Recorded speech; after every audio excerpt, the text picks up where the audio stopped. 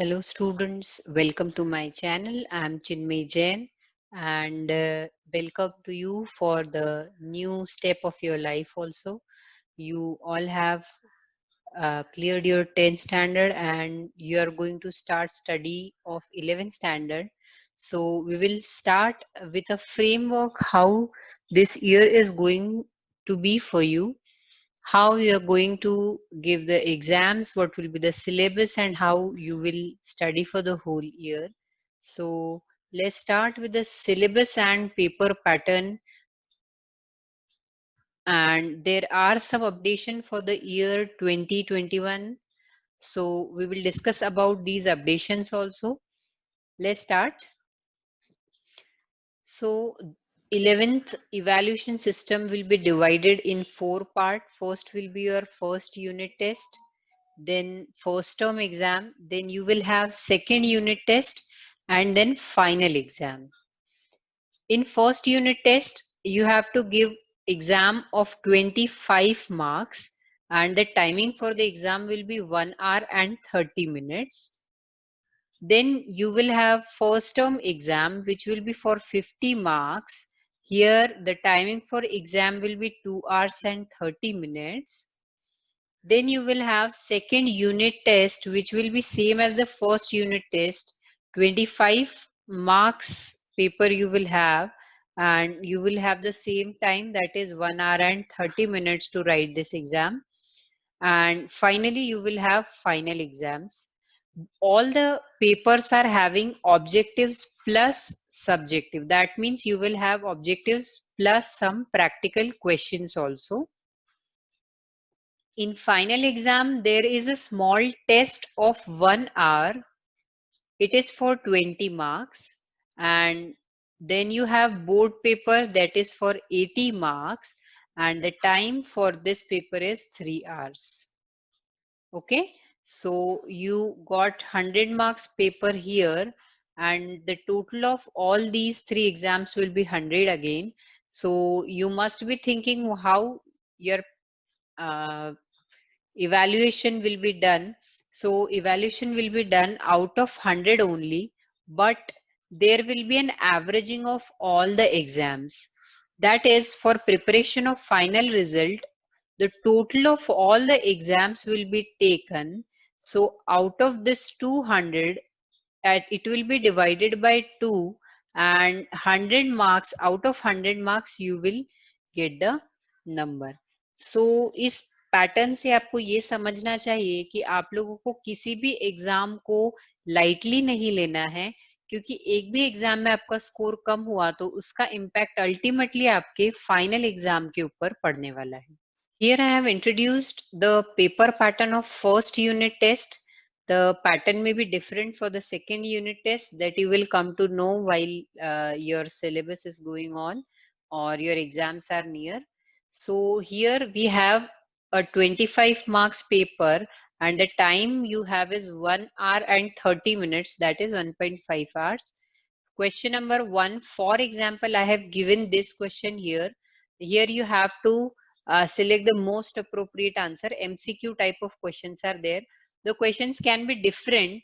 That means इसकी जगह पर आपको आंसर इन वन वर्ड हो सकता है, ऑड वन आउट हो सकता है. तो वो कि जैसे भी आपका सिलेबस आगे बढ़ेगा, अकॉर्डिंगली आपको आपके टीचर्स जो है वो एक्सप्लेन करेंगे that what kind of questions you can have here. But this question will be 5 marks. So यहाँ पर देखेंगे हम 5 options हमारे पास हैं. That means 1 mark for each question. So for 5 question total you will have 5 marks. Now similarly, this question will have a B part also, where you will have again an objective type question. Not necessary it should be give one word only. I have given it as an example. There will be 5 questions, and in the same way 1 mark for each. So total 5 question, therefore it will be for 5 marks. Second question you will have uh, to find the type of account, so it will be for 5 marks. And question number 3, analysis the following in tabular form. So this question will be discussed by a teacher during teaching you. It will be for 10 marks. Okay, it is not a very rigid structure. It can be changed later on by your teachers. So before your first unit test, you have to consult your teachers about the paper pattern. Then we have term exam paper, which is almost fixed. Generally 50% of syllabus to be covered in the term exam. तो 50% syllabus तो आपका यहाँ तक cover generally हो ही जाता है। इसमें आपके पास फर्स्ट क्वेश्चन होता है मल्टीपल चॉइस अगेन। सो यहाँ पर देखिए कुछ एग्जांपल्स आपको दिए हैं, अग्री डिसएग्री है, आंसर इन वन सेंटेंस। तो देखिए यहाँ कुछ और क्वेश्चन है, और मैंने जब आपका फर्स्ट यूनिट टेस्ट का पेपर पैटर्न डिस्कस किया था उसमें क्वेश्चंस कुछ और दिए थे। So these are for example only, the questions can be changed. Important is you are having 5 options. So here 5 option 1 mark each, तो 5 marks आपके हो जाएंगे इस क्वेश्चन के लिए। So यहाँ पर आपके पास A और B दो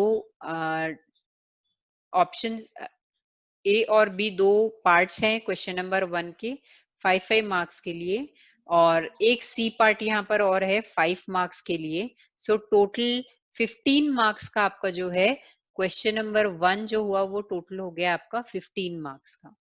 क्वेश्चन नंबर 2 फिर आपके पास होगा, आपको यहाँ पर अकाउंटिंग इक्वेशन नाम का एक क्वेश्चन होता है, वो सॉल्व करना होता है, 5 मार्क्स के लिए वो होगा। क्वेश्चन नंबर 3 में आपको प्रैक्टिकल प्रॉब्लम पूछे जाते हैं। All 3 questions are for 10 marks. So this way your paper becomes for 50 marks total. Okay, next we will discuss about 20 marks question, जिसको कि बाकी थियरी सब्जेक्ट के लिए आप इंटरनल्स भी कहते हैं, अलग अलग तरीके से इनको लिया जाता है। तो इंटरनल्स के लिए आपका 20 मार्क्स का ये 1 आवर का टेस्ट होता है, जिसमें कि इस तरह से आपका पेपर आता है।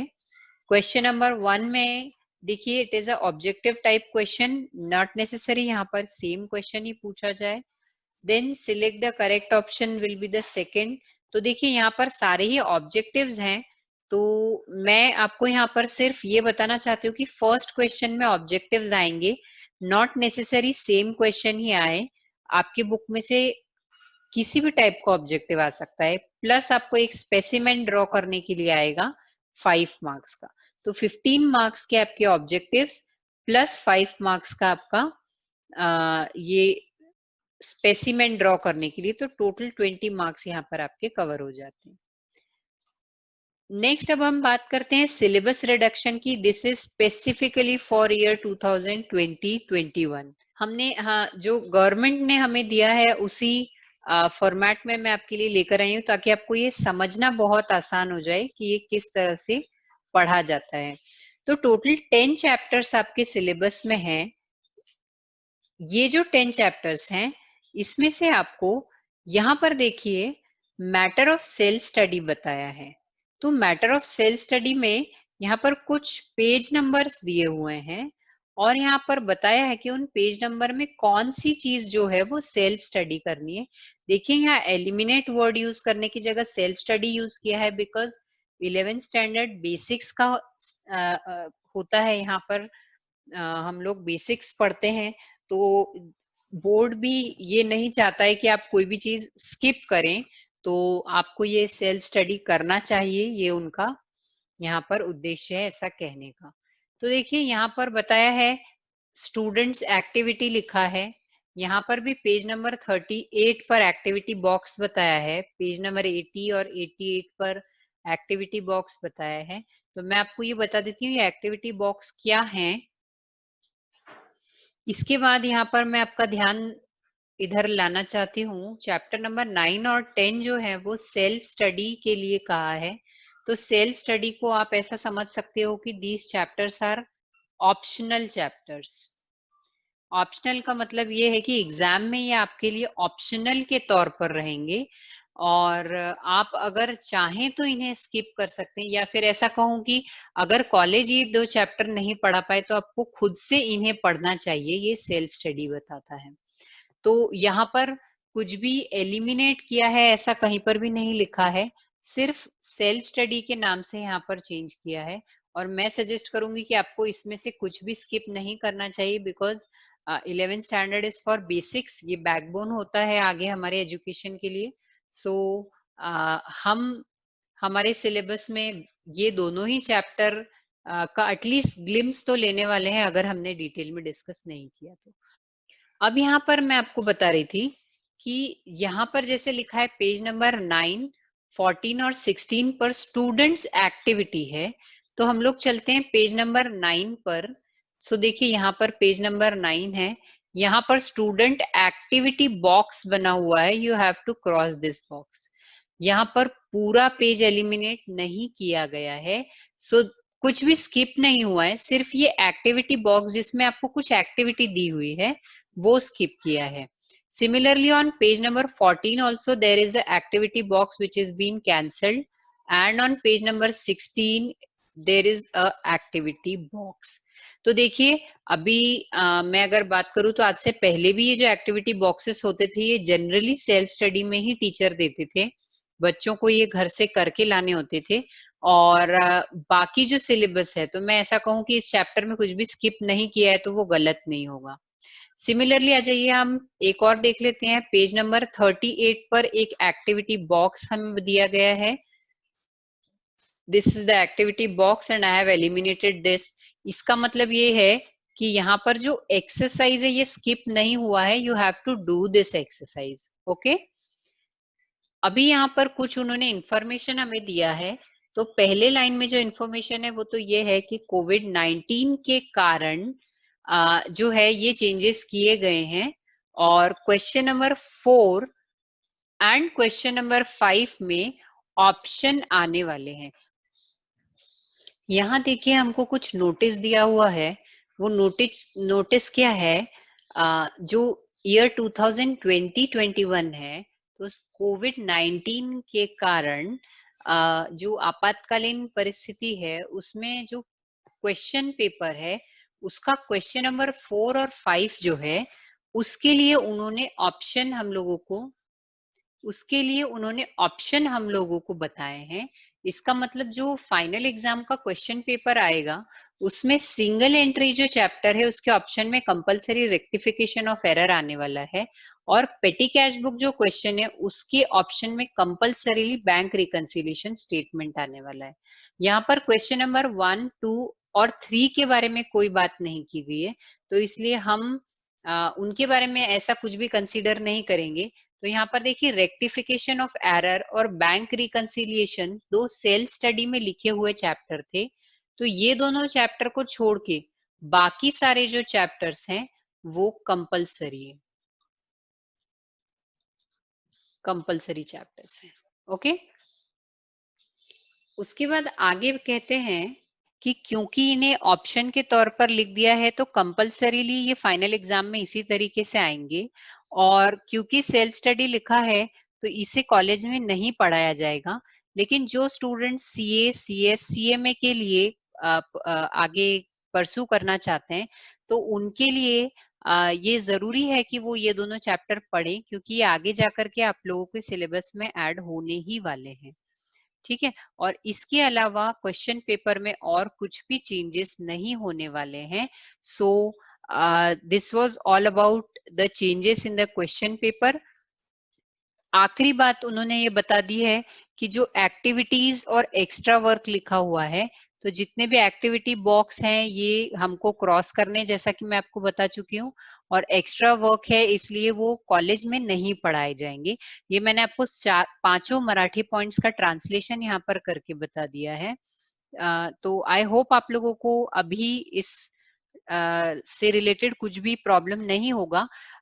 कौन सा एग्जाम कब होगा ये मंथ्स का मैंने डिस्कशन नहीं किया है, क्योंकि हमारा अभी सेशन जो है वो लेट हो चुका है। तो जैसे भी इंफॉर्मेशन आएगी about when we are going to take exams, in which month which exam should be there, तो इसके रिलेटेड जो भी एग्जाम होगी वो आपको आपके टीचर्स डायरेक्टली देंगे। So thank you so much for watching my video, और आगे भी इस तरह के इंफॉर्मेशन आपको मिलती रहे, मेरे वीडियोस आपको मिलते रहे 11th स्टैंडर्ड के रिलेटेड, 12th स्टैंडर्ड से रिलेटेड, तो उसके लिए आप मेरे वीडियोस को लाइक शेयर सब्सक्राइब जरूर करें. Course press the bell icon so that whenever I post the video you can get the information immediately. Thank you so much.